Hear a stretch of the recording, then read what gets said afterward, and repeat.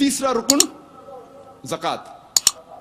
زکات کے معنی ٹو گرو, ٹو پیوریفائی, بڑھاوا, پاک کرنا. زکات ہر بالغ مسلمان کے لیے فرض ہے اگر اس کی بچت نصاب سے زیادہ ہے, 85 گرام سونا سے زیادہ ہے. if he has more than 85 grams of gold as saving, اس انسان کے لیے فرض ہے کہ وہ 2.5% ہر قمری سال خیرات کرے. فرض ہے. اگر ہر امیر انسان زکات دے, غریبی دنیا سے ہٹ جائیں گی. ایک بھی انسان بھوک کے مارے نہیں مرے گا.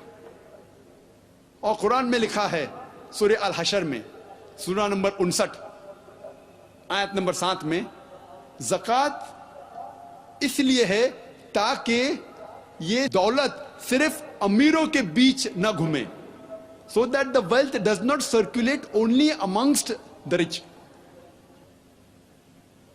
زکات دینا ہر انسان جو بالغ ہے اور جس کے پاس نصاب سے زیادہ بچت ہے, 85 گرام سونا سے زیادہ, اس کے لیے فرض ہے کہ وہ ہر قمری سال 2.5% خیرات میں دے.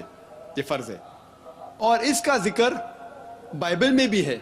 بائبل میں لکھا ہے 1 پیٹر میں چیپٹر نمبر 4 ورس نمبر 8 میں, give fervent charity, for charity covers up multitudes of sin.